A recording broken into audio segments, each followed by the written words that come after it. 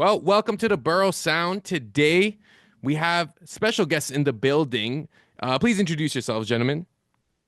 Absolutely. I'm Priest Officer 5000 Abun, representing the Israelite School of Universal Practical Knowledge, representing our Canada school. I am in charge working with some individuals from Detroit. I'm in charge of Toronto and Montreal.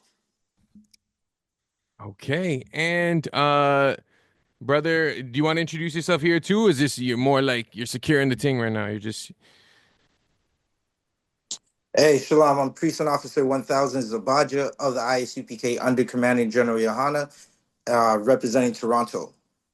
all right. All right. Well, thank you guys for joining me. We've been trying to make this happen for a bit, so I'm glad we're finally being able to sit down and chat. I am somewhat familiar with the Hebrew Israelite movement, but for those who may not know, talk to me about one, the general movement, and two, specifically ISUPK.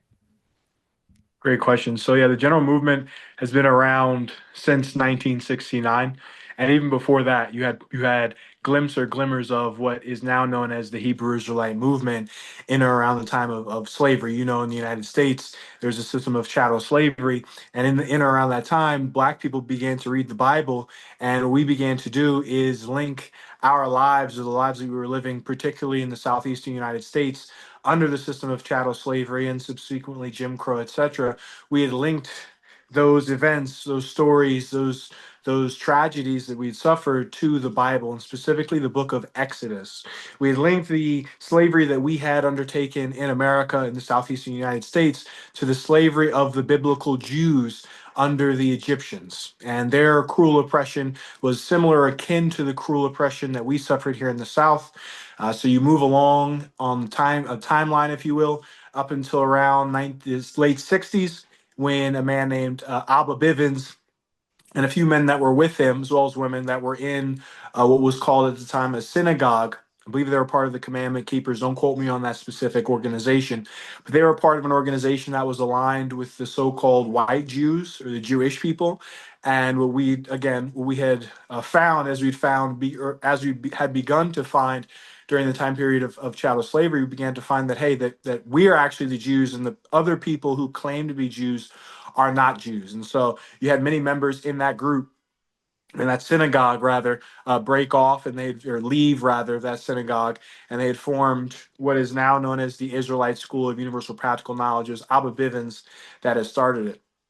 Abba Bivens sadly was murdered in Newark, New Jersey in around 1969 or so by members of the Nation of Islam. And there were several men, around 7 men. Zabaji, you can quote me if I'm incorrect, but there were around 7 men who decided to carry the torch or carry what he had started. And what he had started, specifically Abba Bivens had started, is that brand of rough, of tough, of loud, and in your face, street speaking or street speaking that we are known for in this particular portion of the Hebrew Israelite movement. There's many groups and sects or what have you, but the Israelite School of Universal Practical Knowledge, I'll get around to your second point, the organization that I represent and that Sabaji represents, my colleague, my brother, the organization that we represent was started in 1969 in Harlem, New York, and that organization has held the closest to the standard. We've held to the standard and the doctrines that were taught by Abba Bivens and the 7 men that came under him on until this day rather.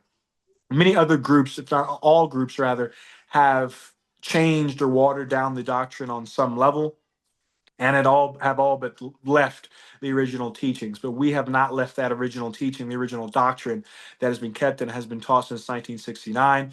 This is the original Hebrew Israelite group. When I say the original Hebrew Israelite group, I'm saying the original group of Hebrew Israelites that you know of today, in your face, on the street, saying things that many, many people find offensive, yet saying the truth, to answer your points. Okay. Questions, rather.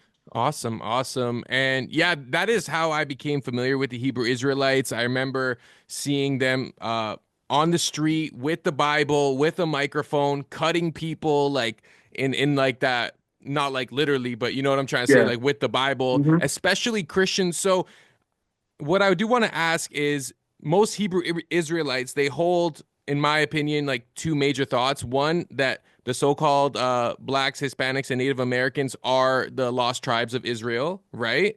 And Yep. two, that salvation is only upon the lost tribes of Israel. Like it's not meant for everyone. Do you hold that to be true? I hold both of those things to be true. And we've taught since 1969 the so-called Black people, so-called Latinos, so-called Native Americans. I'll add a point to that: those that are descended from those peoples on their father's side, because according to the Bible, your race is determined by the line of your father. It's not determined by your hair texture or your skin color, what have you. It's determined by who your father is, where your father comes from.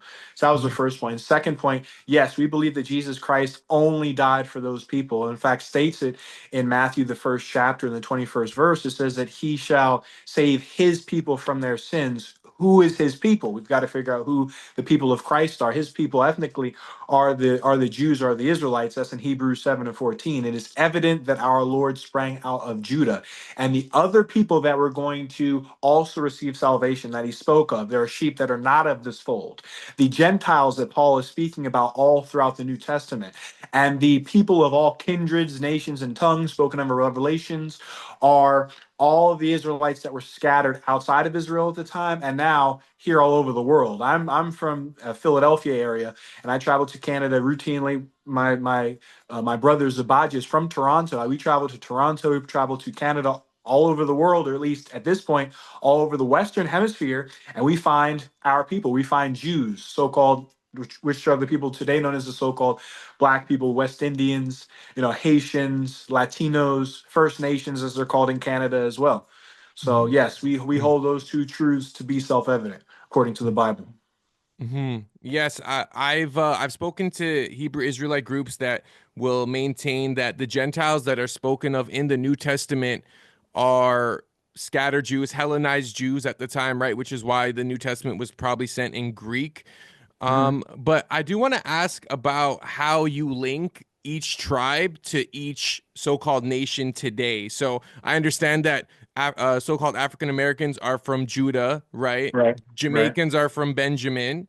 Mhm. Could you just list the tribes and then let us know like which corresponding nation goes with each tribe? Absolutely. Zabaji, would you pull up the 12 tribes chart in case I miss anybody, if you don't mind? So, firstly, what I will say is that the organization that I represent, the Israelite School of Universal Practical Knowledge, is not affiliated or associated with any other Hebrew Israelite group. We make that distinction. We're one of the Mm, few, I believe, the only group that makes that distinction and stands on it. So we stand alone in that respect. Now, in regards to who the tribes are and where we find that to be true, where we prove that, firstly, as in all things that we prove, it's in the Bible. So the two chapters that you'd go to, it's a bit lengthy for this sort of a discussion, but I'll summarize it. Genesis, the 49th chapter, as well as Deuteronomy, the 33rd chapter. You can go to those two chapters. In Genesis, the 49th chapter, our forefather Jacob, whose name was later changed to Israel, he spoke or prophesied of things that would happen to his sons, who were the 12 sons that he had, who became the 12 tribes of the nation of Israel. He spoke of his 12 sons and spoke about the things that would happen to them in the last days. mm, Last days being the time period before this present world that we know of ends, which is where we are now.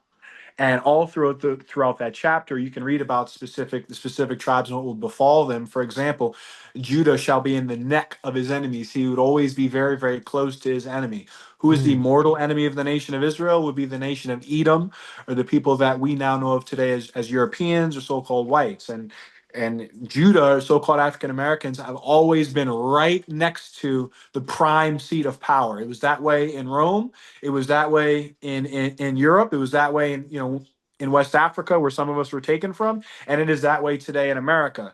And in, I believe it's Genesis, the 49th chapter or the 33rd, one of those two, it says, Judah, thou art he who thy brethren shall praise. Everybody, really, most ethnicities on the planet Earth look to the tribe of Judah as we set the trends, I think, of the earth, of music, fashion, entertainment, etc. Many of these things come from Judah. Jacob said that we would be a very, very influential group of people, the tribe of Judah specifically. It also says about Judah, let his hands be sufficient for him. What are Black people known for in the United States? Football. in all forms of brutal sport. MMA, John Jones is a champ, and in boxing as well. Not to say that no other group of people can get good at those sports, but we are globally renowned for fighting sports. That's the blessing that Moses gave us, or Moses said would befall us from God in Deuteronomy, the 33rd chapter. And I didn't mention other tribes. I don't neglect the other tribes, but there are others as well. You said you wanted to go through the whole list. So it's Judah, Benjamin, which would be the so-called called West Indians, all of the so-called descendants of slaves in the Caribbean islands. We have Levi, which today are the so-called Haitians, on down. I mean, I can go through the whole list if you'd like. Sabaji, do you have the list? Sir, I got the list right here for you. Yeah, you can run it down. All right, so we got so Judah would be the Negroes, Benjamin would be the so-called West Indians, Levi would be the so-called Haitians, Simeon, so-called Dominicans, Zebulon would be the area of Guatemala to Panama. Those are the Central Americans today, the people that Trump and Trump and friends are complaining about. Go ahead. Khan. Ephraim, Puerto Rico, Manasseh, Cubans, Gad, North American Indians, Reuben, Seminole Indians, Naphtali, Argentina to Chile. So those are the tribes of Israel, chiefly, again, as I've spoken to before. We find that to be true in Genesis, the 49th chapter, based on the prophecy in Genesis, the 49th chapter, along with the blessing in Deuteronomy, the 33rd chapter. Now, we also cite archaeology, I got excuse two more me. tribes. Oh, go ahead. Khan. Asher, Colombia to Uruguay, and Issachar, Mexicans. So Asher would be to the people today that you know of as the South Americans. How where do we find that? Well, quite frankly, I didn't get your name either, but quite frankly, a lot of this you can find in books now. A lot of this you can find in books, and a lot of this you can find online. Early Jesuits, as well as some conquistadors, had spoken to the fact that many of particularly the native tribes of North, South, and Central America kept what can be only described as the holidays that are listed in Leviticus, the 23rd chapter, which we would call the high holy days, or the holy days listed in the Bible. They kept many of those feasts. They kept something akin to the Day of Atonement. You have several, if not, there's one famous explorer who noted that these people celebrate or observe the customs which are very, very similar or akin to the Israelites. That was the case because those people are of those tribes. Those people are the true biblical ethnic Jews. Mhm. So to answer your question, Genesis 49, Deuteronomy 33, along with many, many pieces of history, of archaeology, and other things that you can find in books now, or quite frankly online. We've done the research on it.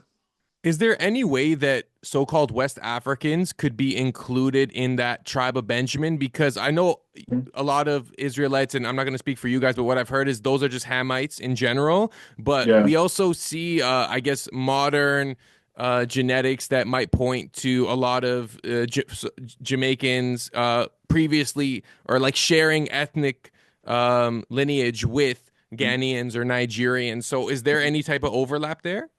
Yeah, it's a great question. And the issue with genetics is, yeah, we are going to be genetically similar because we all come from a man named Noah. If you follow the biblical story, there was a flood.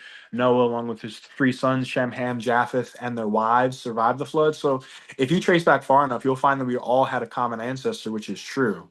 We don't disagree with that. However, just because the genetics are the same doesn't mean that God looks at these two people the same. He Mm, looks at the so-called Africans, the so-called West Africans, etc., as descendants of Ham.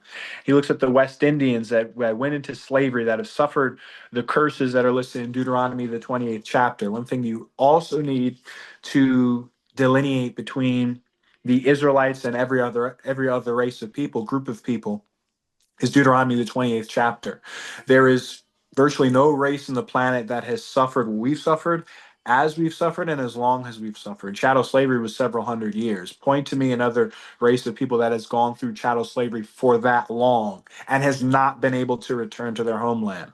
You know what I mean? So mhm, Deuteronomy, the 28th chapter, speaks to also what would happen to us if we disobey the laws of God. We would be what you would call today last hired and first fired. Thy heaven shall be brass and thy earth shall be iron. What is that? That's the rebar that you see in jails and the lockup in, Guantanamo South in Toronto, in what's that spot called, in Angola, in Louisiana, where they're literally picking cotton today.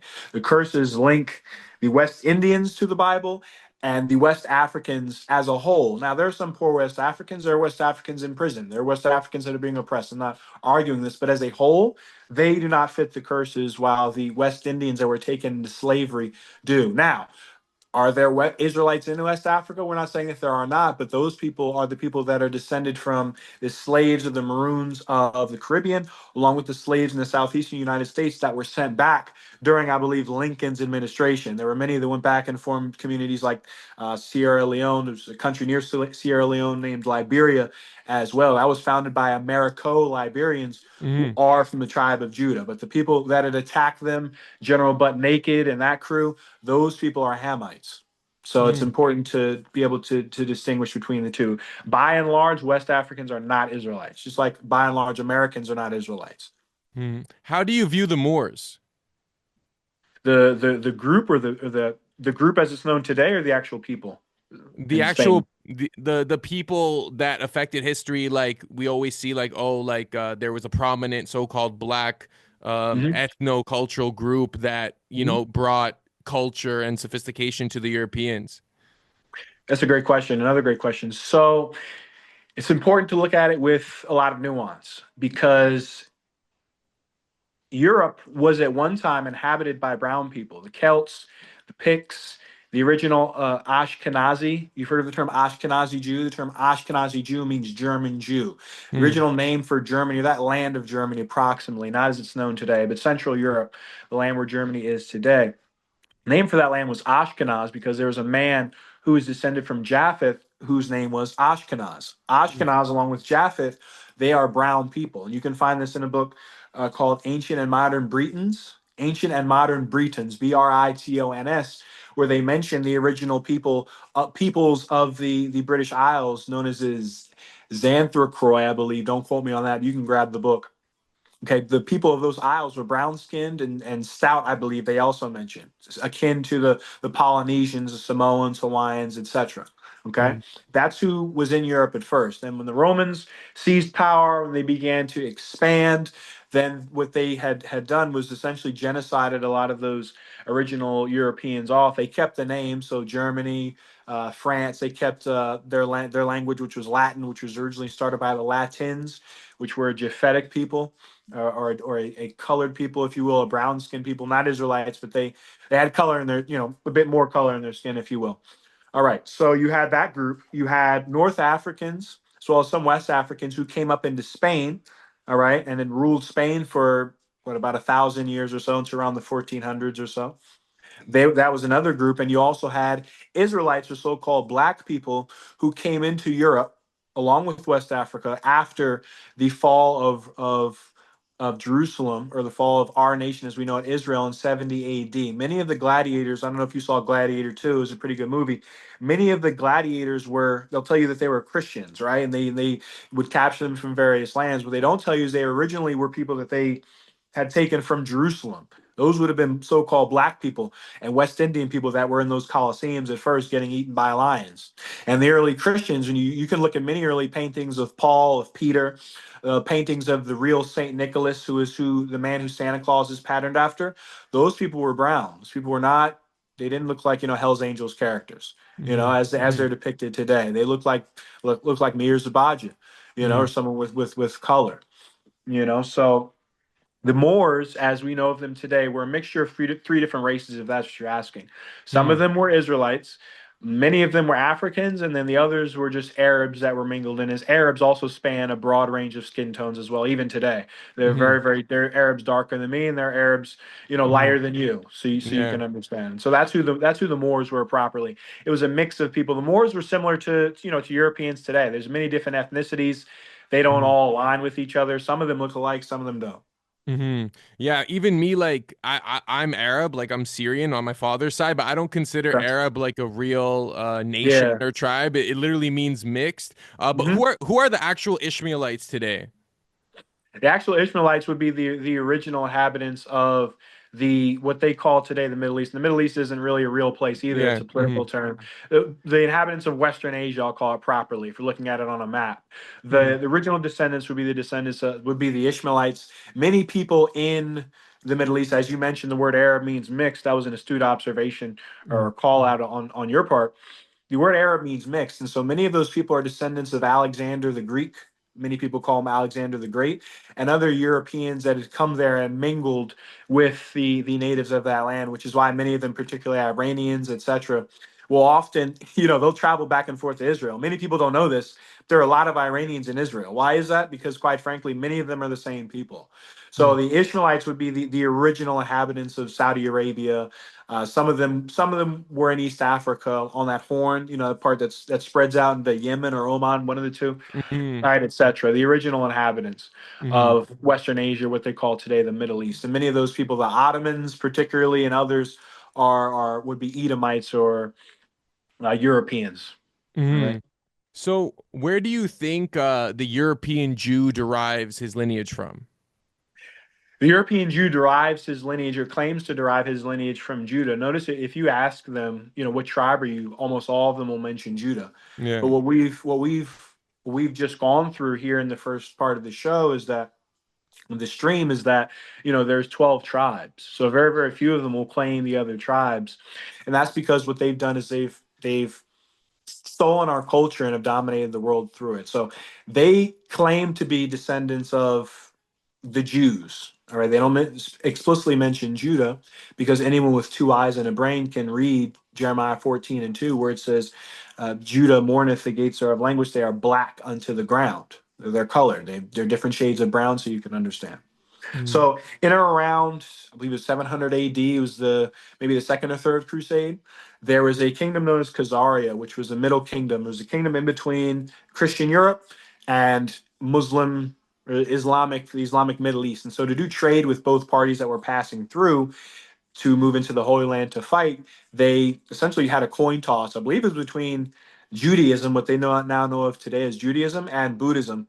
They selected Judaism and they became Jews. You had many as well before that who had become Jews, meaning had glommed on and gleaned from our culture and attempted to make it their own. And so that's where their true lineage comes from. There's a paper that was published by use Oxford. I can't recall off the top of my head, but they ran tests and they found them. Speaking of genetics, they found them ancestrally. The modern day Ashkenazi, many of the Sephardic today, they linked them to literally the capital city of Khazaria. You can go look this up, Wow. and not Israel. Yeah. Mm-hmm. Okay, I only have I think 15 minutes left on this call, but I have a few more questions. Okay. What does heaven look like in the ISUPK worldview? That's a great question. So heaven, firstly, it is a place that it is here on earth. Heaven is not a place that you need to die to go to. And black people, because we were raised to be slaves, West Indians were raised to be slaves, Latinos were raised to be slaves. Our slave master has told us that heaven is a place you go to when you die. So many of us, even today, even many hundred years removed from many hundreds of years removed from slavery, we yearn for death. You see that in our actions. Many of us see it in our habits. Many of us, we yearn to leave this place because this place has been so cruel generationally, and that generational trauma or illness, if you will, has been so woven into the fabric of our DNA that we don't see any other way out. Well, what we have to teach, which is the truth in the Israelite School of Universal Practical Knowledge, is that heaven is here on earth. You don't have to die to go to heaven. Under the sun is where heaven is, and guess what? Under the sun is where hell is. They're experiencing that right now in Syria. They're experiencing that in Yemen. They're experiencing that. They've been experiencing that in Somalia. Terrible, terrible things happen here. Guess what? Beautiful, beautiful things will happen here as well. This is where heaven is. Heaven will be here on earth.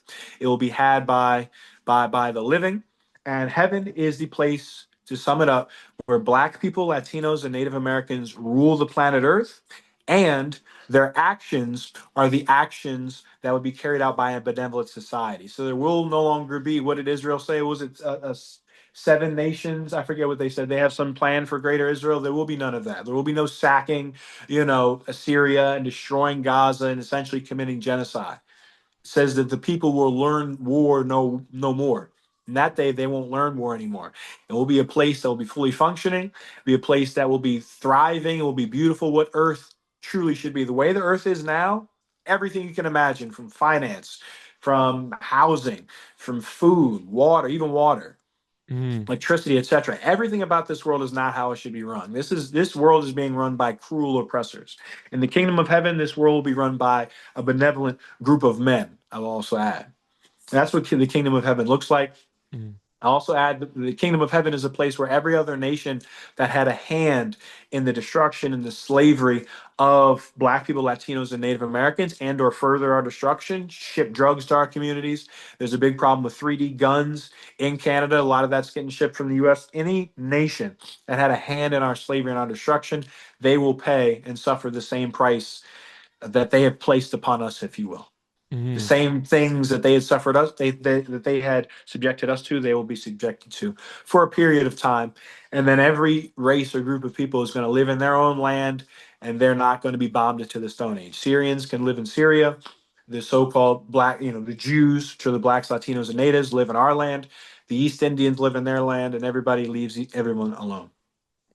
okay. And during this kingdom of heaven, when you have the servitude, will it be under Mosaic law? Like, will that be the law of the land?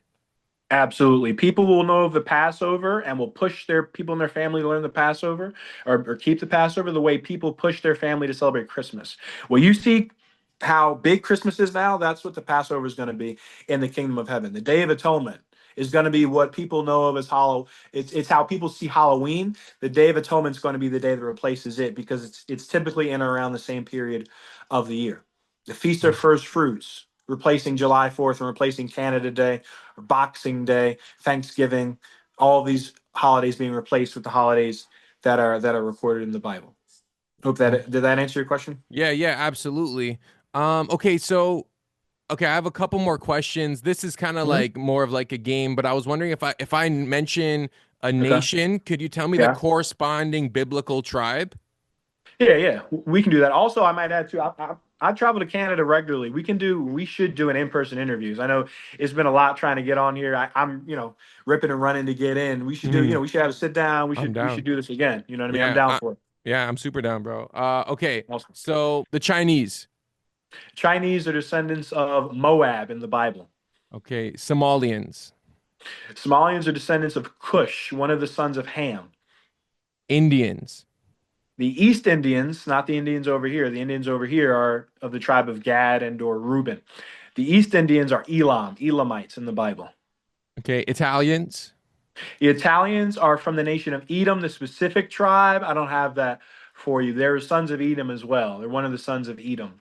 Okay, Ethiopians are also Cushites. Also Cushites, all that in East Africa. Yeah. Okay, the Turks, The Esau, Edomite Turks, as well. Edomites, and some Ishmaelites. Okay. And I did want to ask, Yeah. so in your opinion, is there only one God or do other nations have their own designated gods? There are many gods, but there is only one true living God, and that God is the God of Abraham, Isaac, and Jacob. There are gods mentioned in the Bible. The issue is that they can't speak. The gods of Christianity, the gods of Islam, Buddha, etc., cannot bless you in any way. But we read of stories in the Bible where God, the one true living God who speaks, who sits on a throne, who's alive, who hears your prayers, he has blessed men in the Bible.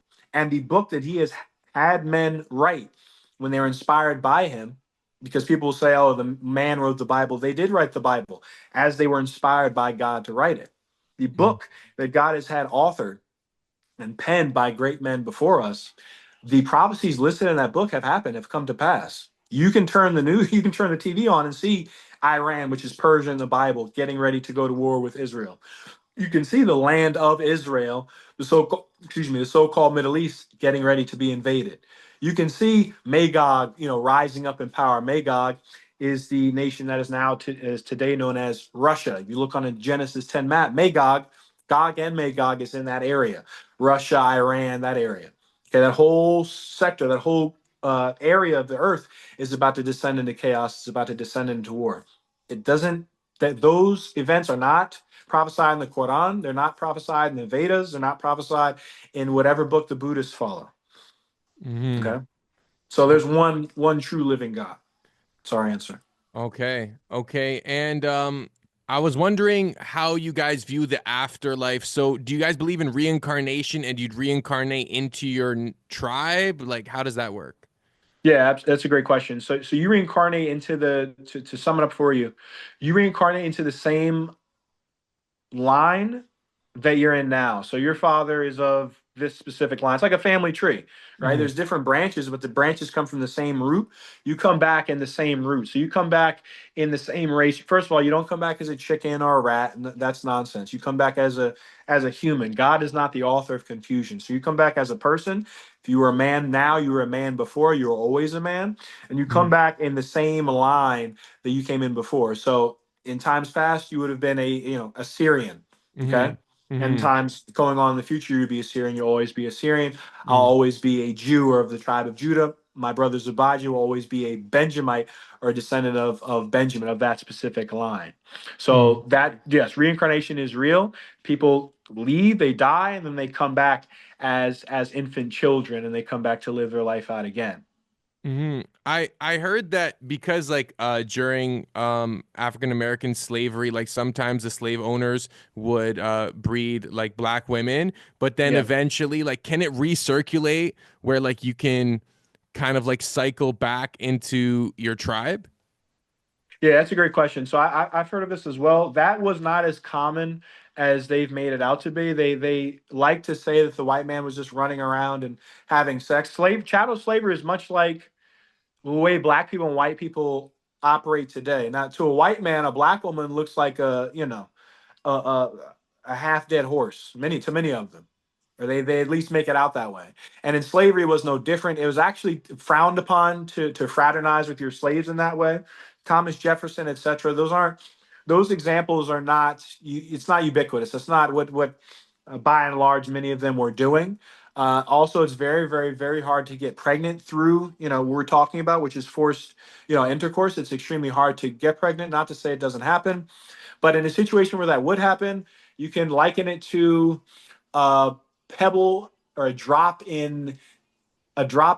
sand and a drop of black sand in brown sand, if you will. It just Mm-hmm. eventually gets absorbed, if you will, by the other sand, so you can understand. So let's give an example. Someone who was born from a white man in the South, whatever, at 18, whatever. Well, their daughters are going to marry who? King George? No, they're going to marry people around them that are slaves. The man, right, would impregnate the woman, and again, you are who your father is, so that child would be an Israelite, even though his mother technically was an Edomite. So that's how that situation would play out. And you can just run the numbers. It's obvious that would become a non-factor after a while, after a long enough All right. timeline rather. I got 3 more minutes. The last question I'm gonna ask is, a lot of so-called blacks in their search for identity will often turn to Islam or like modern variations of Islam. What are your views on Islam? Islam is a religion that is fit for the Arab people. It was made by, or started rather, and pioneered by a man named Muhammad, who was air quotes, an Arab or an Ishmaelite, truly. And it is a religion that is good for them. Just like Buddhism is a good religion for the Chinese, it was made for them. Hinduism is an excellent religion for the East Indians. In fact, in the Vedas, it talks a lot about their history.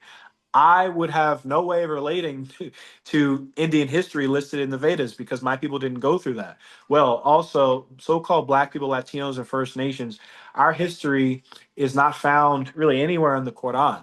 Our history, our people, our culture, our way of life isn't found in that book. And is a book that is written for a specific people and by a specific people as well. Many of those writers, many of the famous followers of Muhammad were Arab as well. Well, the prophets in the Bible and the people that followed them were Jews, were so-called black people, were First Nations, and were Latinos. You see that in Acts, I believe it's the 13th chapter, where the prophets were called Niger, which we all know what that means. They were called black. Hmm. Okay, they were called blacks, and we are the blacks today. Hmm. Okay, so Okay. that's where I would go with that. It's not for us. The Bible is for us. Okay. Well, yo, when you come to Toronto, definitely Yeah, link me. We'll have a longer sit down. This was a absolutely. really fruitful conversation, and I I appreciate your agree. time, both you guys. And yeah, where can the people find you? ISUPK Toronto is on Instagram. We're on Twitter. We're on YouTube at ISUPK Toronto and all those. Zabaji, do you have the specific handles? Did I mispronounce any of them? No, in general, if you just type ISUPK Toronto in all social media, will pop up. Yep. Okay, yeah, we'll definitely do a part 2, guys. I really appreciate your time. Make sure you comment, like, and subscribe. Until next time. And you guys have a good night, eh? Thank you for your time. Take care. You too, man. Appreciate Cheers. you.